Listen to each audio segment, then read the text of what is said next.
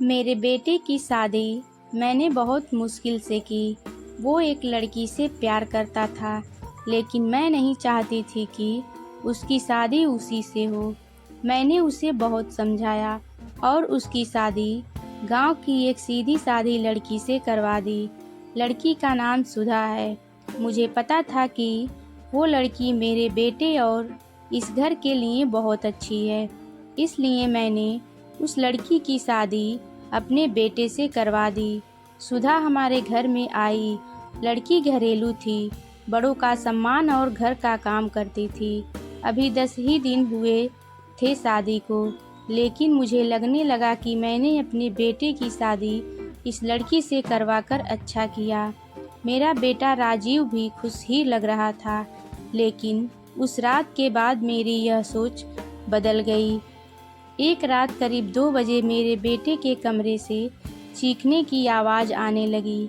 यह चीखें मेरी बहू की थी। मैंने थोड़ी देर तक सुना, फिर वो चीखना बंद हो गया। राजीव के पिता मेरे पति को यह सब सुनाई दिया था, लेकिन फिर हमने उन्हें रात में पूछना उचित नहीं समझा, इसलिए दरवाज़ा नहीं खटखटाया। सुबह मेरी बेटी भी बोल रही थी कि मम्मी, रात को कौन चीख रहा था। मैंने उसकी बात काट दी, कहा कि कोई नहीं, शायद कोई बाहर से चीख रहा था। मेरी बहू का स्वभाव उस दिन से बदल गया। वो चुप थी सारा दिन। मैंने सोचा शायद पति पत्नी के बीच की कोई बात होगी, इसलिए मैंने कुछ पूछा नहीं। अगले रात फिर 2 बजे वही हुआ। मेरे बेटे के कमरे से फिर चीखने और रोने की आवाज़ आने लगी। इस रात वो आवाज़ करीब 10 मिनट तक चली। मेरी बेटी उठ गई और उसने हमारे कमरे का दरवाज़ा बजाया। मैंने दरवाज़ा खोला, देखा तो वो बहुत डरी हुई थी। बोली, मम्मी यह क्या है? भाभी रोज़ रात को रोती और चीखती क्यों हैं? क्या होता है कमरे के अंदर? चलो अभी दरवाज़ा खुलवाते हैं। मैं दरवाजे के पास जाने लगी तो मेरे पति ने मुझे रोक लिया। कहा कि रुको, अभी बात मत करो, कल सुबह दोनों से बात करते हैं। उस रात को मेरा सोना मुश्किल हो गया था। सुबह मेरी बहू जल्दी उठकर घर के काम में लग गई। मैं सुबह अपने बेटे के कमरे में गई, उससे पूछा क्या बात है, रात को बहू रोती क्यों है। उसका चेहरा पूरा उतरा हुआ था। बोला कुछ नहीं। उसकी बातों से और आंखों से साफ दिखाई दे रहा था कि वो कुछ छुपा रहा है। उन्होंने भी उससे पूछा, लेकिन वो कुछ नहीं बोलकर घर से बाहर चला गया।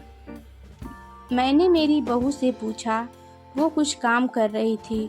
उसको देखकर ही ऐसा लग रहा था कि जैसे रात में ठीक से सोई नहीं है। आंखें साफ बता रही थी। मैंने उसे पूछा, क्या हुआ, तुम रात को क्यों रोती हो? वो बोली, रो रही थी? कब? नहीं, मैं तो सो रही थी और मुझे तो कोई आवाज़ नहीं आई।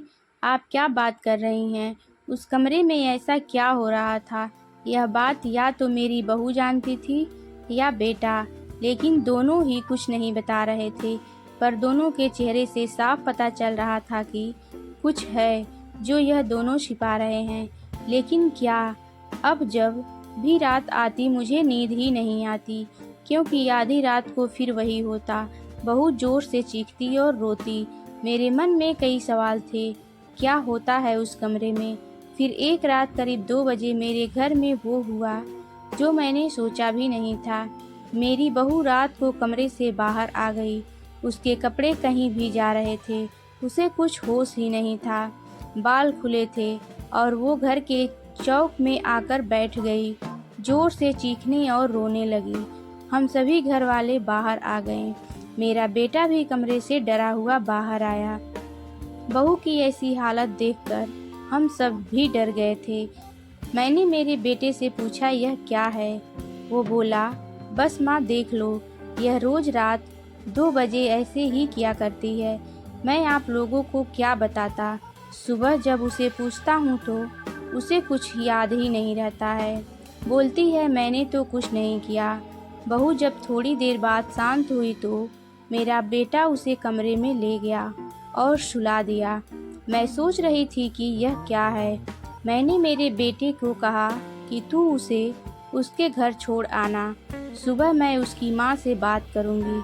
सुबह होते ही मेरा बेटा उसे कुछ बहाना करके उसके घर छोड़ आया। मैंने उसकी माँ से बात की। उसकी माँ ने कहा कि यह क्या बोल रही हैं, मेरी बेटी बिल्कुल ऐसा नहीं करती है। मैंने जो सोचकर राजीव की शादी उससे की थी वैसा हो नहीं सका। बहू को छोड़े अब 20 दिन हो गए थे। इस दौरान उसके घर से फ़ोन आता रहा, लेकिन मैं टालती रही। मेरा बेटा भी कह रहा था कि मेरे वो दिन कैसे निकले हैं मैं ही जानता हूँ। मैं उसे वापस नहीं ला सकता। कहीं उसने मेरी जान ले ली तो क्या करोगी। मैंने उस पर फिर ज़्यादा दबाव नहीं डाला, पर मैं अपने आप को कोस रही थी कि मैंने अपने बेटे की शादी उस लड़की से क्यों करवा दी। अब मेरे घर में कोई नहीं चाहता था कि वो वापस आए। इन्हीं सब बातों में 3 महीने निकल गए।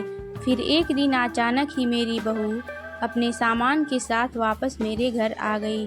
वो आते ही मुझसे कहती है, माँ जी, मैं जानती हूँ कि आप मेरे बारे में क्या सोच रही हैं, लेकिन सच क्या है यह आपको पता नहीं। उसकी बातों से मुझे लगा कि कुछ है जो वो बताना चाहती है।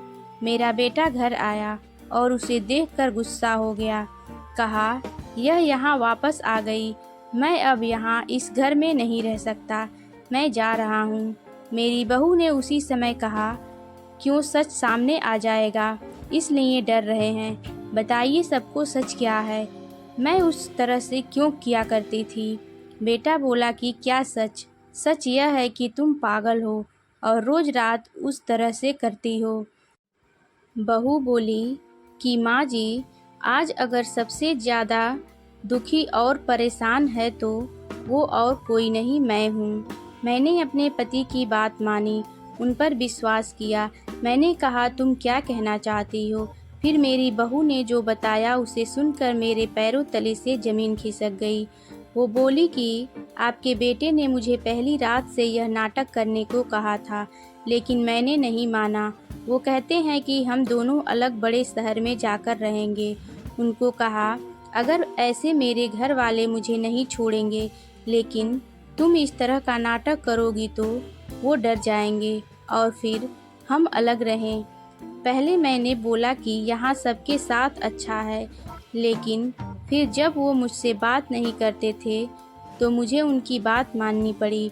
और फिर मैंने जब सब नाटक किया तो इन्होंने मुझ पर छोड़ दिया। मुझे आप सभी की नज़रों में पागल और ना जाने क्या साबित कर दिया। उसके बाद मेरा फ़ोन भी नहीं उठा रहे। मैं उनका वहाँ मेरे घर इंतज़ार कर रही, लेकिन वो नहीं आए। मैं समझ गई कि उन्होंने मुझे बेवकूफ़ बनाया है, मुझसे झूठ बोला है। यह मुझे अपनी ज़िंदगी से भगाना चाहते थे। मैं इस बात को समझ गई। अब मैं खुद ही इनसे दूर चली जाऊंगी, लेकिन मैं चाहती थी कि सच आप सभी के सामने आ जाए। मुझे बहू की बातों पर पूरा विश्वास हो गया था। मेरा बेटा बोला, तुम्हें इसे रखना है तो रखो। मेरी शादी तुमने उससे नहीं होने दी जिससे मैं चाहता था, और इस गांव की लड़की से करवा दी। मैं चाहता था कि यह भी यहाँ से चली जाए। तुम परेशान हो, सोचो कि यह मैंने क्यों किया। अब भी मैं इसे अपनी पत्नी नहीं मानता। मैंने मेरे बेटे को कहा कि बेटा, तुझे इस घर में रहना है या नहीं, इसका फैसला तू कर ले। मेरी बहू इस घर में ही रहेगी, और जो इसे इसका हक और इज्जत नहीं देगा वो इस घर में नहीं रह सकता। तू इस तरह की साजिश कर सकता है, वो भी सिर्फ अपनी माँ से बदला लेने के लिए। एक भोली लड़की को कुछ भी करने को कह सकता है। पर बेटा, जरा तू सोच, तूने इसे जो करने को कहा इसने किया। अपने बारे में और किसी के बारे में कुछ नहीं सोचा, सिर्फ तेरा सोचा। सोच, ऐसी पत्नी कहाँ मिलेगी। तू बहुत बड़ा अभागा है जो इस तरह की लड़की को छोड़ेगा। मैं बहुत खुश थी। मैंने अपने बेटे के लिए हीरा चुना था, लेकिन शायद मेरा बेटा ही उसके लायक नहीं था। मैंने मेरी बहू को प्यार से गले लगाया। मेरा बेटा भी कहीं नहीं गया।